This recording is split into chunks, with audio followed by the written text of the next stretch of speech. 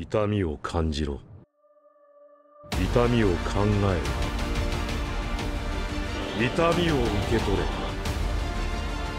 痛みを知れ。痛みを知らぬ者に本当の平和はわからん。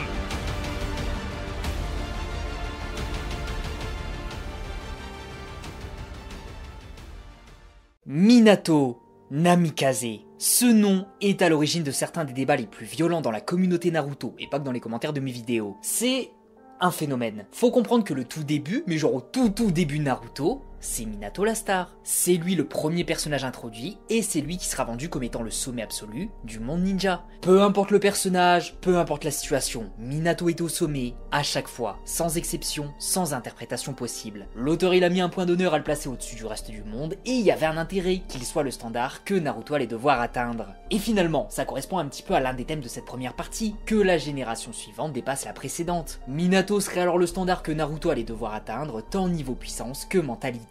On le dit assez tôt, Minato était considéré comme le plus grand des Hokage, donc pour que Naruto le surpasse, il fallait d'abord qu'il surpasse tous les Hokage. Tout au long de l'œuvre, finalement, c'était Minato son rival. Tiens, apprends en une semaine un jutsu que le 4ème Hokage a mis 3 ans à maîtriser, apprends à transformer la nature de chakra de ce jutsu que même le 4ème Hokage n'a pas réussi à faire, apprends le mode ermite, maîtrise Kyuubi, devient encore et toujours plus fort, surpasse le 4ème Hokage, bordel. Et même si ça n'a jamais été expliqué noir sur blanc dans le manga, Minato avait ce rôle, celui du ninja le plus puissant de ce manga, passé, présent et en partie futur. On y reviendra un petit peu après sur pourquoi je pense ça. Sauf qu'avec le temps, notamment avec le passage à la partie 2, l'histoire elle a pris un autre chemin. L'auteur a décidé de concentrer son histoire plus vers la descendance du Rikudo avec Hashirama et Madara qui sont les Naruto et Sasuke d'une autre époque. C'est difficile à dire précisément quand a eu lieu ce changement de vision. Selon moi, le changement de vision de l'auteur se fait véritablement qu'assez tard dans le manga finalement, genre environ au niveau du conseil des 5 Kage. Je vais vous expliquer. Dans une interview du Weekly Shonen Jump de mars 2008, on a demandé à l'auteur si Minato est le ninja le plus puissant qui existait et l'auteur a répondu c'est une question délicate. En ce qui concerne les shinobi morts, alors oui, il est le plus fort. Je dirais que Sandaime partage la première place avec lui. En ce qui concerne les shinobi vivants,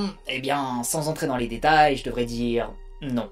Il y a plusieurs shinobi qui sont plus forts que lui. Du coup, en mars 2008, dans la tête de l'auteur, parmi tous les ninjas qui ont existé et qui sont morts, Minato est le plus puissant, ex aequo avec Hiruzen. Ça, jusqu'à ce moment-là du manga, donc qui correspond au chapitre 340 à 345 environ, c'était factuel. L'auteur nous dit que Minato est le ninja mort le plus puissant et qu'actuellement, parmi les vivants, il n'y en a que quelques-uns au-dessus. Traduction. Parmi tous les ninjas morts, donc Hashirama, Tobirama, Sakumo, Hanzo, etc., tous sont plus faibles que Minato. Parmi les ninjas les plus puissants vu le début de l'interview, je pense que Madara était prévu comme allant faire son comeback en plus puissant et qu'il allait être plus fort que Minato, mais globalement, 99% du roster se faisait battre par lui. Ça vient de l'auteur, donc niveau véracité, c'est quand même difficile de le remettre en question. Surtout qu'après, avec l'apparition de Toby qui se faisait passer pour Madara, oui, la déclaration de l'auteur dans l'interview commençait à prendre sens. Et est-ce qu'il existe des ninjas vivants plus forts que lui ?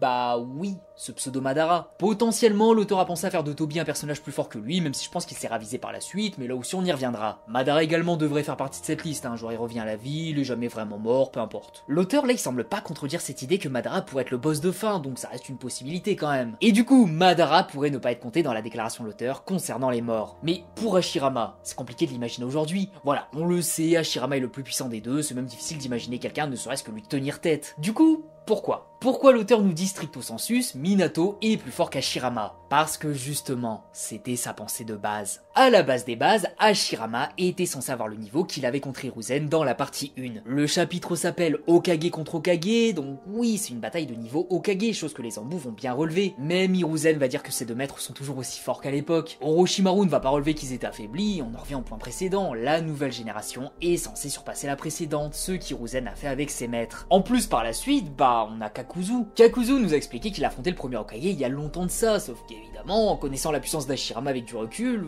c'est impossible que Kakuzu puisse se vanter de ce match, c'était à sens unique. Genre, même si tu mets 1000 Kakuzu, Hashirama il a assez de mains pour tous les gérer, alors un seul, ouais. Et je pense qu'ici aussi, l'auteur il avait une idée sur la puissance qu'il allait donner à Hashirama, mais qu'elle n'allait pas être top tier non plus. Du coup, jusqu'à cet art, je l'ai dit, selon moi c'est le conseil des 5 Kage, l'auteur voyait Minato comme le plus fort des ninjas qui ont existé. D'ailleurs, même Pain il ne semble pas être mis au même niveau dans ce qui semble être la pensée de l'auteur. Genre, Minato dit à Naruto, ouais tu sais, Pain il est fort hein, mais par contre tu fais vraiment gaffe à l'homme masqué, c'est lui le danger. Pourtant, Minato il l'a géré sans trop de problèmes. Donc là encore, ouais, on fait pas d'hiérarchie stricte, mais il y a quand même quelque chose. On voit bien que le danger c'est quelqu'un que Minato a pu gérer, et que pour faire faire face à cet adversaire avec des années en plus, va falloir surpasser Minato. Et c'est à Naruto de s'en charger. Mais au conseil des 5 Kage, on a commencé à parler du Rikudo et de ses 2 enfants. Un peu plus tôt, on a eu des éléments concernant Madara avec Kyuubi et Itachi notamment, mais c'est surtout au conseil des 5 Kage que là, le changement devient clair. Certes, à ce moment-là, c'est pas une surprise, mais Madara a perdu contre Hashirama. Obito et Itachi l'ont bien expliqué, Hashirama était le plus fort des deux, même si on n'avait pas plus de détails les concernant. Et Hashirama, souvenez-vous, selon la déclaration de l'auteur, il était plus faible que Minato. Sauf que Madara, on savait qu'il allait revenir, c'était ultra attendu, ultra prévisible presque, mais il devait revenir encore plus fort qu'à l'époque pour justement être une vraie menace. S'il est plus faible qu'Hashirama, qui est lui-même plus faible que Minato, bah il y a pas grand intérêt. Mais bon, je pense que vous avez capté tout le problème dans cette situation. À l'époque, Minato était le plus puissant, l'auteur a changé d'avis sur la tournure future du manga, et maintenant Hashirama et Madara sont les plus puissants. Voilà, si je devais résumer rapidement, ça donnerait ça. Mais, du coup, comment on a fait pour tout justifier sans rendre ça incohérent? Bah, en vrai, je pense que l'auteur il s'est raccroché aux branches et honnêtement, il l'a fait avec l'agilité d'un Wistiti Panthère. Parce que bordel, ça passe tellement bien. Déjà, on change complètement la puissance d'Hashirama et de Tobirama au tout début. Là, on le justifie par le fait que les Edo ne sont pas ramenés à pleine puissance parce que la maîtrise n'était pas exceptionnelle. Kabuto, il a fait une meilleure version par la suite et même lui, sa version n'était pas au top non plus, donc ouais, ça s'est fait progressivement. Ensuite, on explique bien que les exploits d'Hashirama étaient tellement des dingueries que les gens ont considéré que c'était juste des légendes. Et ça, bordel, c'est un petit peu la classe quand même. Être tellement fort qu'on se dit que ce que tu fais, c'est juste impossible. J'adore. Du coup, toutes les déclarations concernant Minato comme étant le meilleur peuvent se faire justifier comme étant fausses, genre manque de connaissances sur qui était vraiment Hashirama. Et à partir de là, donc environ au conseil des 5 Kage, Hashirama est devenu le Chuck Norris de ce manga, chose qui avait été un petit peu teasée au début, notamment avec l'arrivée de Yamato, mais qui a pris un poids non négligeable ici. Du coup, Minato était-il censé être le meilleur? Oui. C'est pas forcément quelque chose qui fera débat ici, l'auteur l'a dit mot pour mot qu'en dehors d'Hiruzen, y a pas un personnage mort qui peut le gérer. Minato est-il toujours le personnage mort le plus puissant? Non. L'auteur a changé de direction vers le conseil des 5 Kage selon moi, et Hashirama et Madara ont pris une place beaucoup plus importante dans l'œuvre, ce qui a nécessité un power-up colossal pour la cohérence de la chose. Minato s'est donc fait dépasser. Et cette interview, bah, elle a plus énormément d'intérêt. Nous avons une nouvelle base de puissance, un nouveau standard, et là où Minato était au sommet à une époque, il a cédé sa place par nécessité scénaristique. Mais maintenant, Minato mérite-t-il cette haine fabriquée par la commu? Est-il réellement aussi surcoté qu'on essaie de nous le présenter? Eh bien, non. Étonnant de ce cher Aspros. Minato souffre du syndrome Itachi, à savoir d'être tellement mis en avant dans la communauté qu'on le surcote. Ce surcotage a donné envie à une autre partie de la communauté de le sous-coter pour re-régler les forces de l'univers. Et actuellement, bah on n'a pas de consensus quant à sa puissance. Oui, sa puissance est monstrueuse. Non, il n'est pas au niveau d'un Hashirama ou d'un Madara. Oui, il fait partie du top tier des ninjas non descendants du Rikudo. Non, il n'est pas plus faible que Sasuke Taka ou Naruto Hermite. Finalement, Minato, c'est qui? Minato, c'est un prodige, comme on en voit rarement, et probablement l'un des ninjas les plus difficiles à affronter au vu de son style de combat. Il est présenté par des ninjas comme le Raikage ou Jiraiya comme étant au-dessus du lot, malgré leur base de données colossale. Jiraiya n'avait aucun souci à s'imaginer affronter Itachi et Kisame, et pourtant, en parlant de Minato, il dit que tout le monde fait pas le figure en comparaison avec lui. C'est dire à quel point en face du commun des mortels, Minato est un être à part, dans sa propre catégorie. Jusqu'à très tard dans l'œuvre, sa puissance reste colossale, là où la puissance d'un Jiraiya ou d'un Pain, bah finalement, pendant la 4ème grande guerre, ça devient moins intéressant. Pas Minato. C'est surtout dû au fait que son style de combat s'adapte à tout le monde, peu importe la puissance en face. Sa faculté de se téléporter, sa supériorité quasi absolue niveau vitesse contre 99% du roster, son intelligence lui permettant de comprendre le point faible adverse à un battement de cils, ses jutsu et fuinjutsu pour finir l'ennemi, sa défense folle, ses réflexes... Bah il a tout. C'est vraiment difficile d'imaginer quelqu'un avoir l'avantage sur Minato en fait. Genre rien qu'un personnage suffisamment rapide pour le toucher. Ou pire, un personnage suffisamment réactif pour ne pas se faire directement slasher la gorge à coups de kunai. Il y a une raison pour laquelle Minato était surnommé l'éclair jaune de Konoha, un être aussi rapide que même face à une cinquantaine de ninjas, il ne fallait pas cligner des yeux pour éviter de le rater. Bon après je vais pas rentrer dans un banal récapitulatif de ses capacités, c'est pas vraiment le but ici. Mais ce qu'il faut comprendre, c'est que l'auteur a toujours eu une écriture assez particulière concernant Minato, comme s'il était protégé. Et le terme protégé, c'est ce qu'on utilise dans les fictions pour justifier d'un événement sans décrédibiliser une personne. Par exemple Bronson Reed qui bat Roman Reigns à Crown Jewel. Victoire exceptionnelle dans sa carrière évidemment, mais le prestige de Roman Reigns est protégé dans la défaite à cause de l'intervention de Braun Breaker. L'un gagne en prestige dans la victoire, l'autre n'est pas décrédibilisé dans la défaite, oui...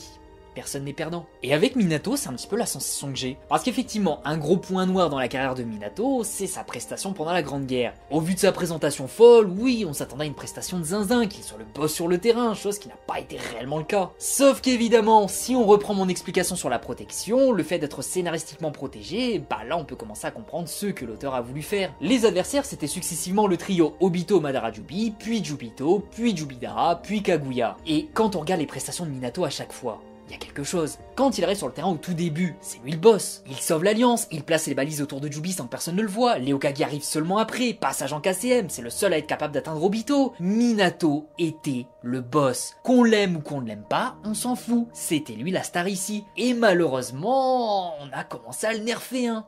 Dans tous les sens. Dans un premier temps avec un nerf mental. El Famoso nerf qui a fait énormément débat et promis je vais l'aborder que très rapidement parce que c'est pas trop le sujet. Mais on y reviendra un jour dans une autre vidéo. Minato, en voyant que l'homme masqué responsable de la mort de sa femme, sa mort, l'enfance catastrophique de son fils et la 4ème grande guerre ninja, c'était Obito, bah ça l'a atteint. Il a été atteint psychologiquement. Il était, selon l'auteur dans le databook, étourdi. On nous le montre comme hésitant à tuer Obito malgré ses déclarations, on le voit essayer de le raisonner, on le voit essayer de le comprendre, et surtout, on le voit affecté par ses paroles. Même Kyuubi, maléfique, est obligé d'intervenir pour lui dire « Non mon gars, faut que t'arrêtes de voir le verre aussi vite que l'arbre généalogique des Uchiwa. C'est pas de ta faute, remets ton string et ressaisis-toi à bon sang. » Puis Naruto fait son discours, et ça le rebooste mentalement. Et ceux qui considèrent que le nerf mental n'a duré que le temps du trash talk d'Obito, vraiment, je vous comprends pas. En fait, ça n'aurait juste aucun sens avec ce qu'on a vu, et pourquoi l'auteur en aurait parlé si ça n'a aucun impact sur l'œuvre. Vraiment...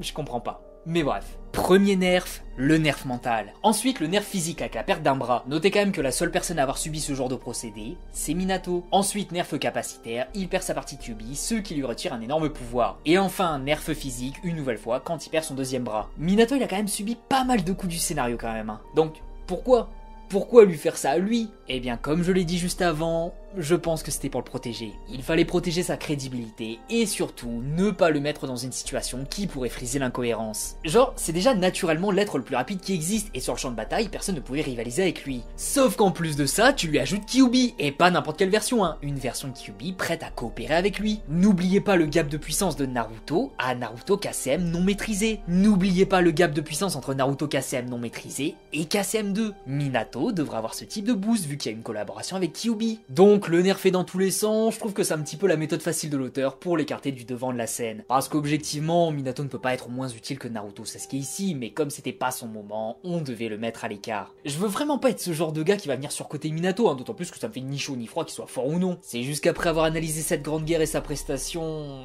il y a quelque chose qui cloche. Autrefois, il fut le meilleur des ninjas que ce manga avait à offrir, maintenant il fait partie du top tier. Mais dans la tête de beaucoup, c'est une fraude. Telle est la déchéance de Minato. Et sur ces belles paroles super tristes concernant un personnage aussi cool, on va pouvoir s'arrêter là. Selon vous, Minato était-il censé être le plus puissant? À quel moment a eu lieu ce changement de vision le concernant? Est-il justement évalué par la communauté? On en discute dans les commentaires. En attendant, je vous dis à la prochaine pour une nouvelle vidéo. Des bisous les gens, prenez soin de vous. Et la prochaine fois au programme, ça va repartir sur un What If Story. Je sais que vous allez aimer celui-là parce que bordel sera peut-être le meilleur que j'ai jamais fait. Oh bordel, j'ai hâte.